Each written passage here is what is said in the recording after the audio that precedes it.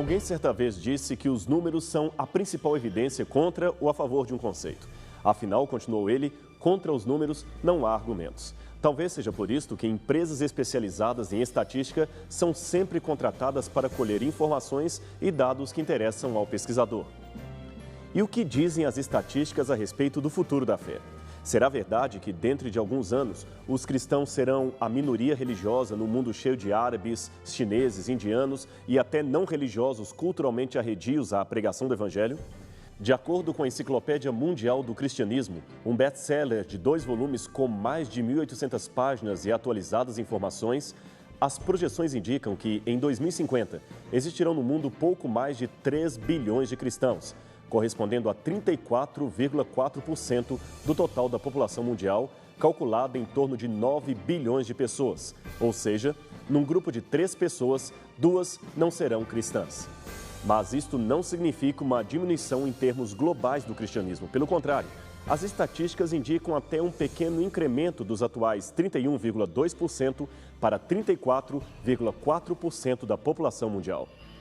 A boa notícia é que o cristianismo ainda continuará sendo a maior religião do planeta, com cerca de 1/3 da população mundial.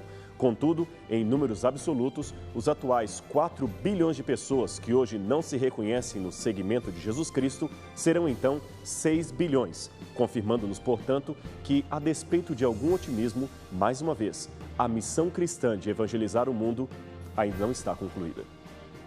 Em termos gerais, de acordo com Steve Bryces, pesquisador estatístico da Enciclopédia Britânica, excluindo os ateus e pessoas declaradamente não religiosas, a população mundial pode ser percentualmente dividida em 17 principais grupos religiosos, e o cristianismo é apenas um deles. O problema é que esses 17 grupos estão ainda subdivididos em mais de 40 mil subgrupos, às vezes denominados de religiões, às vezes chamados de seitas ou movimentos independentes, segundo a classificação que cada um queira dar.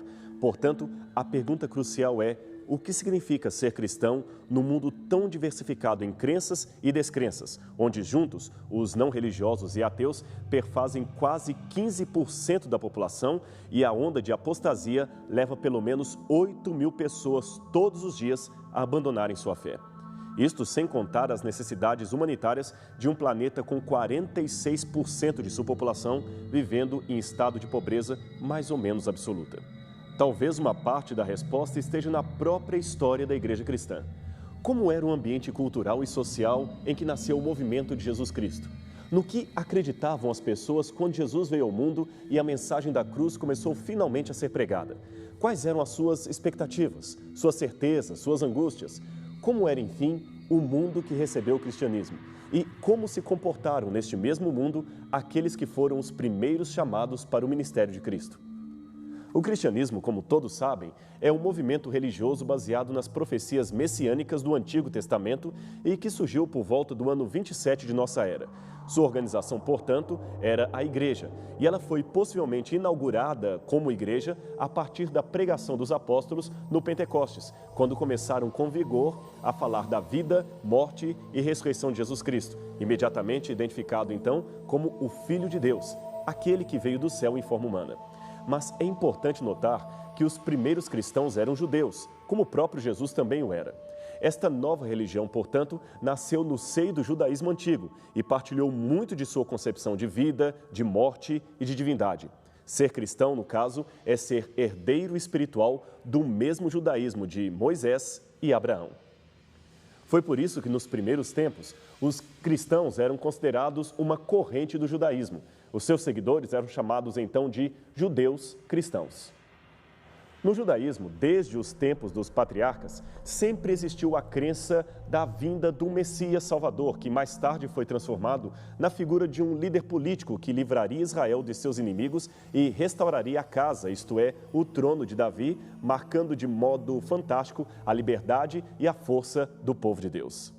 No período em que viveu Jesus, muitos judeus estavam ansiosos pela chegada do Messias, na medida em que estavam cativos do Império Romano. Eles estavam sem autonomia e humilhados. Jesus então apresenta-se como o Messias enviado, que viria restaurar o reino de Deus, mas não politicamente através do reino de Israel e da dinastia de Davi, e sim no coração de todos os que fossem fiéis à sua mensagem e aceitassem a sua graça. Sendo assim, é possível dizer que os primeiros seguidores de Jesus foram os judeus que o aceitaram como Messias e a seguir outros grupos étnicos que também seguiram no mesmo caminho. Se as raízes cristãs estão no judaísmo, o seu desenvolvimento está no contexto pagão helenístico que o circundava. Logo, é importante conhecer o mundo religioso que recebeu pela primeira vez a pregação cristã por meio dos apóstolos para, inclusive, conhecermos melhor o comportamento destes seguidores do Mestre em face ao ambiente plural e desafiador em que estavam inseridos. O mundo pagão, longe do que se possa imaginar, era profundamente religioso, o que não significa que era moralmente piedoso. E também não era um bloco monolítico. Sua religiosidade se apresentava nas formas mais diversas e variadas. Uma das principais correntes religiosas do Oriente será o judaísmo, que, como dissemos, foi o berço da fé cristã. Mas havia também outras agremiações religiosas com ênfase nos cultos de mistério, o que, sem dúvida, fascinava as pessoas, e também nas liturgias sacramentais, que tinham a ideia de oferecer redenção ao participante. A razão desses grupos ficarem conhecidos como religiões de mistério encontra resposta em suas cerimônias secretas, somente conhecidas, é claro, por aqueles que se iniciavam em tais cultos. A importância e influência dessas religiões orientais para Roma Ocidental são notórias. As mais populares, desde os tempos de Cristo, passando pela pregação apostólica e primeiras décadas do segundo século depois de Cristo, quando a igreja cristã ainda era uma recém-nascida, foram as seguintes: o culto da grande mãe Cibele e seu filho Átis, uma religião originária da Anatólia e da Frígia na Ásia Menor, que aportou em Roma no ano 204 a.C. Os romanos consideravam Cibele a esposa de Saturno, que os gregos chamavam de Rhea. Saturno, só para lembrar, foi o filho rebelde de Deus que, influenciado por sua mãe, castrara Urano, seu próprio pai. E esse é só o começo dessas medonhas histórias que esses movimentos contavam aos seus fiéis. De acordo com algumas versões, às vezes contraditórias entre si, Cibele também era identificada com a Mãe Terra, possivelmente a Gaia da mitologia grega, e era adorada na Anatólia desde o segundo ou terceiro milênio antes de Cristo. Mas cada povo a cultuava com outros nomes. Os cananeus a identificavam com Áxera, a mãe de Baal, os cipriotas com Afrodite, deusa da beleza, e os gregos, às vezes com Deméter, a deusa da agricultura, às vezes com Ártemis, deusa da caça e da lua. Ela ainda era reconhecida como a grande senhora do período minoano, uma das mais importantes divindades femininas da época. Cibele era, enfim, a mãe de todos os deuses. Como diziam os romanos, ela era a Magna Mater, e sua adoração promovia um verdadeiro sincretismo religioso. Alguns historiadores chegam até a supor que a figura cultica de Maria como mãe de Deus viria para suprir o vazio deixado pelo culto da grande mãe Cibele. Será? Isto realmente geraria uma interessante discussão teológica.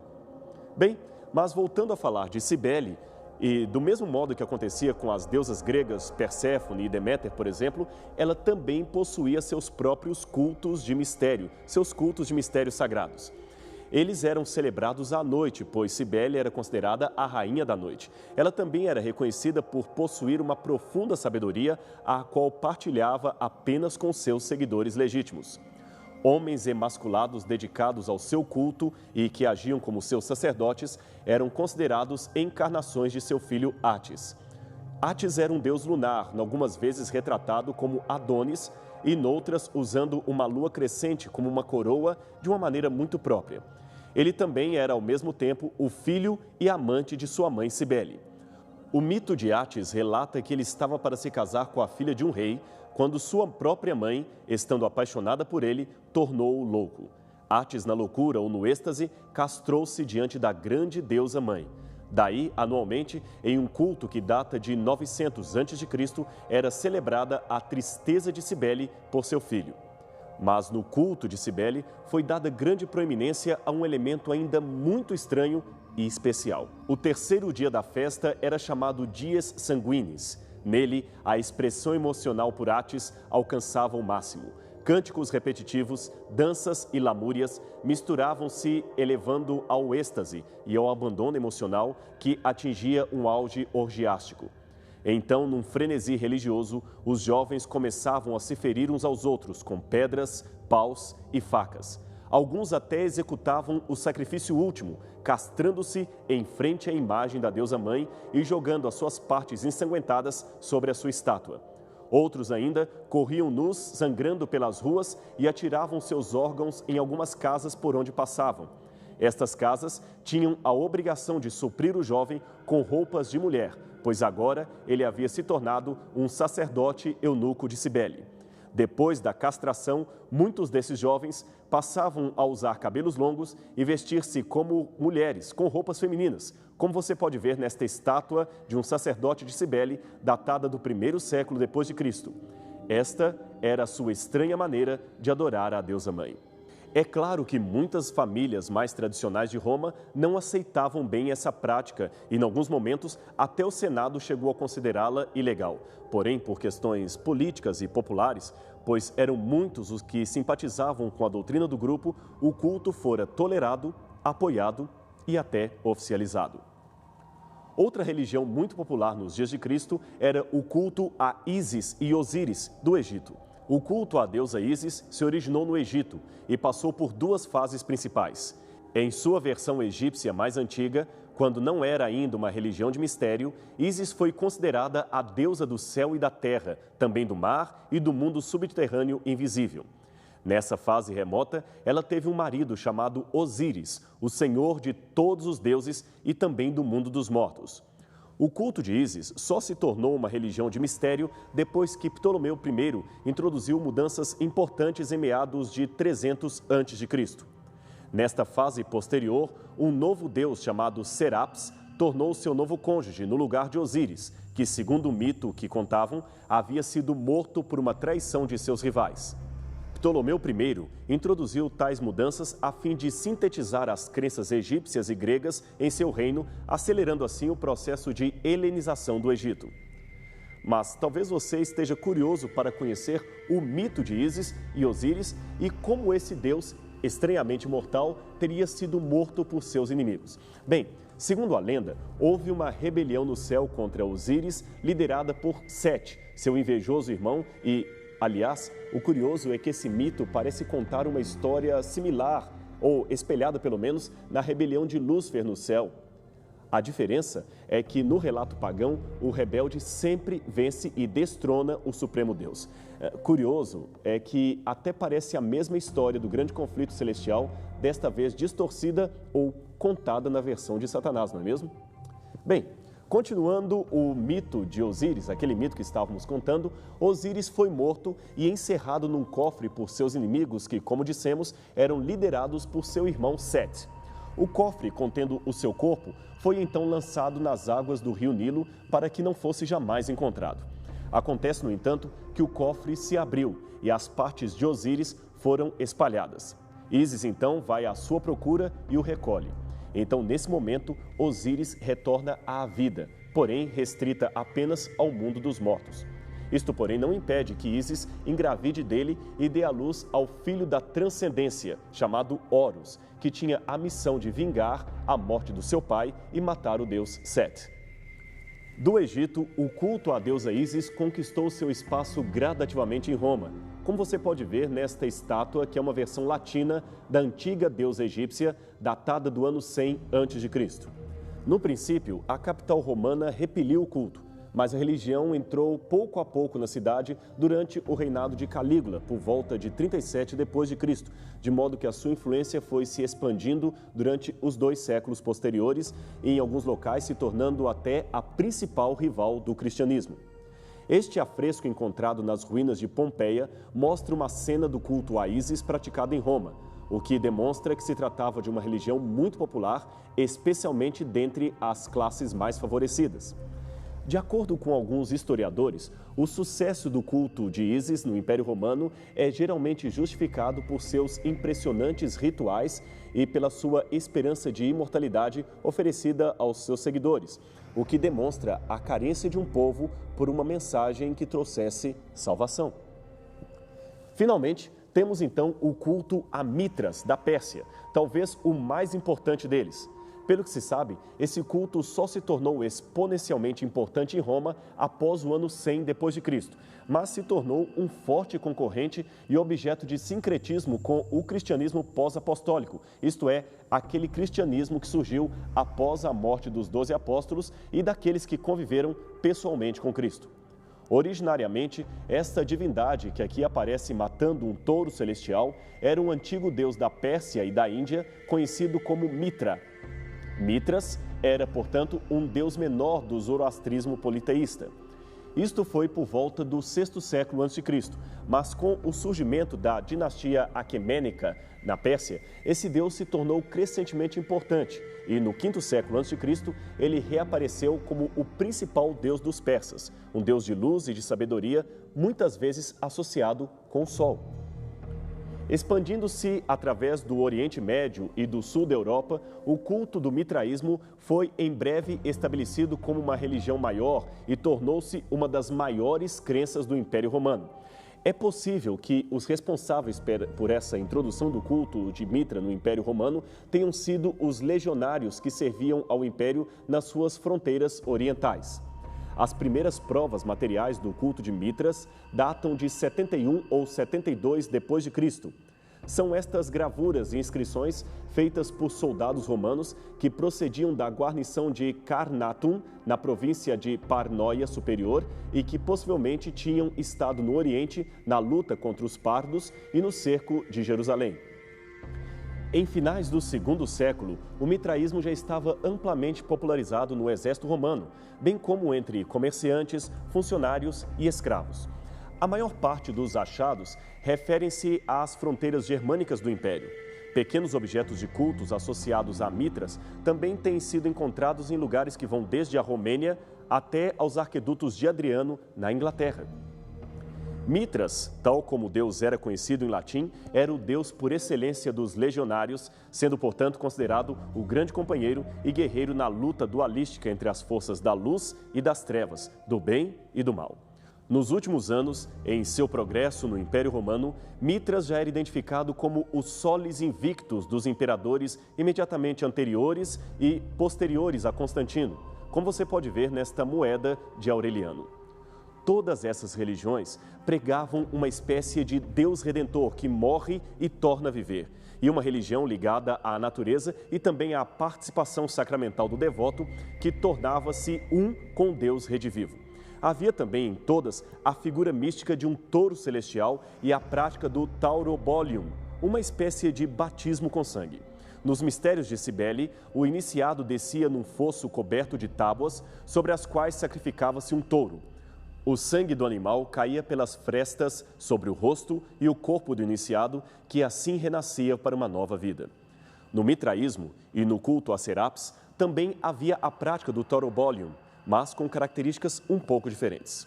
Apesar da tendência eclética assumida após o ano 300 d.C., cada uma das religiões de mistério estava separada e era distante das demais durante o século que viu o nascimento da Igreja Cristã.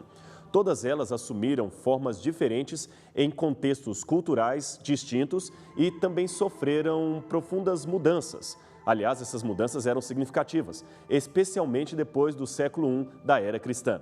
Não obstante, de acordo com o pesquisador Ronald Nash, é possível apontar 4 características comuns entre elas. Primeiro, o cerne de cada religião era o emprego de um ciclo anual de vegetação, no qual a vida era renovada a cada primavera e terminava a cada outono. Os seguidores dos cultos de mistério imprimiam significações simbólicas complexas nos processos naturais de crescimento, morte, decadência e renascimento. Segundo, faziam uso de cerimônias secretas, frequentemente relacionadas a um rito de iniciação. Todas elas compartilhavam um segredo ao iniciado, que consistia basicamente em informações sobre a vida do deus ou deusa cultuado e como os seres humanos poderiam alcançar a unidade com aquela deidade. Esse conhecimento era sempre um conhecimento secreto, inacessível a qualquer pessoa fora do círculo do grupo. Terceiro, centravam o culto ao redor de um mito, no qual a deidade tinha como característica principal o retorno da morte à vida ou o triunfo sobre os inimigos do grupo. E quarto, atribuíam pequena ou nenhuma atenção às doutrinas e à reivindicação de possuírem uma crença correta e verdadeira. Estavam principalmente preocupadas com a vida emocional de seus seguidores. Era implícito nos mitos o tema da redenção, mas sob o aspecto terrestre e temporal. O significado de segredo do culto e seu mito era expresso por meio de uma tragédia sacramental, muitas vezes vista naquelas histórias de incesto, assassinatos e outras tragédias que comentamos anteriormente. Aliás, estas violentas tragédias aguçavam o sentimento e as emoções de todos os iniciados, tal qual fazem alguns filmes e enredos dos nossos dias. E não podemos nos esquecer do êxtase religioso, que os levava a pensar que estavam experimentando o começo de uma nova vida. Os cultos aconteciam de muitas maneiras, sempre com o intuito de afetar as emoções e as imaginações dos iniciados. Procissões, jejuns, dramaturgias, atos de purificação, luzes resplandecentes e liturgias esotéricas. A ausência de qualquer ênfase doutrinária marca a diferença básica e talvez a mais importante entre tais religiões e a fé do cristianismo. A fé cristã continua sendo exclusivista, no sentido que não reconhece nenhum caminho legítimo para ascender a Deus e a salvação, senão através de Jesus Cristo. Por outro lado, as religiões de mistério eram ecumênicas, no sentido sincretista da palavra. Nada impedia um devoto de seguir outro culto diverso e, ao mesmo tempo, praticar outros mistérios que o fizessem sentir bem, sem a preocupação de estar ou não correto em seu comportamento. Muitos escritores testemunharam por escrito a sua desaprovação a muitas coisas erradas que ocorriam naquela sociedade tão religiosa. Falando daqueles tempos romanos, diz o escritor Edouard Gibbon, autor do clássico A História do Declínio e Queda do Império Romano. Ele diz: a sociedade era um caos pútrido de sensualidade. As paixões das pessoas, especialmente nas grandes cidades, ultrapassavam diariamente os limites da racionalidade. Veja o que escreveu Sêneca, o filósofo latino morto em 65 d.C. Tudo está repleto de crime e o vício se espalha em todo lugar. O mal praticado excede as possibilidades de cura. A luta e a confusão tornam-se desesperadas. Ao passo que a luxúria se degenera em ilegalidade, a vergonha está desaparecendo com rapidez. A veneração pelo que é puro e bom é desconhecida. Cada um cede aos seus próprios desejos. O vício já não permanece secreto, é público e a depravação tem avançado a tal maneira que a inocência tornou-se tão somente uma desconhecida de muitos. O apóstolo Paulo parece concordar com o que Sêneca escreveu. Aliás, ele escreveu sobre isso num longo trecho de Romanos, capítulo 1, versos 18 a 25, que nós lemos. Porque do céu se manifesta a ira de Deus sobre toda a impiedade e injustiça dos homens que detêm a verdade em injustiça. Porquanto o que de Deus se pode conhecer, neles se manifesta, porque Deus lhe manifestou. Porque as suas coisas invisíveis, desde a criação do mundo, tanto o seu eterno poder como a sua divindade, se entendem e claramente se veem pelas coisas que estão criadas, para que eles fiquem inexcusáveis. Porquanto, tendo conhecido a Deus, não o glorificaram como Deus, nem lhe deram graças. Antes, em seus discursos, se desvaneceram, e o seu coração insensato se obscureceu. Dizendo-se sábios, tornaram-se loucos, e mudaram a glória do Deus incorruptível em semelhança de imagem de homem corruptível, e de aves, e de quadrúpedes, e de répteis. Por isso também Deus os entregou às concupiscências de seus corações, à imundícia, para desonrarem os seus corpos entre si, pois mudaram a verdade de Deus em mentira, e honraram e serviram mais a criatura do que o Criador. Mas, a despeito dessa descrição sombria, a sociedade daquele tempo também parecia expectante acerca de algo ou alguém que viria trazer a paz. Havia uma expectativa messiânica que até ultrapassava os limites do judaísmo. Os próprios políticos de Augusto tentaram fazer dele o cumpridor desse prognóstico. Mais tarde, escritores romanos também tentaram emplacar Tito e Vespasiano como os dominadores esperados do mundo. O curioso é que alguns prognósticos não-judeus já apontavam a Judeia como local do surgimento deste tão esperado personagem. O mundo parecia advertido, ainda que inconscientemente, de que o Salvador estaria a caminho da terra. E ele veio na pessoa de Cristo. Pena que poucos se aperceberam disto. Hoje também vivemos próximos à volta de Cristo ao mundo. E, novamente, estamos com um planeta repleto de ídolos e deuses e caminhos alternativos que não levam a lugar algum. Estaria você entre os poucos que percebem com lucidez a iminência dos tempos em que vivemos? Está você pronto para encontrar com o único e verdadeiro Deus, para encontrar com Jesus Cristo vindo nas nuvens do céu? Pense nisto. Esta talvez é a sua oportunidade.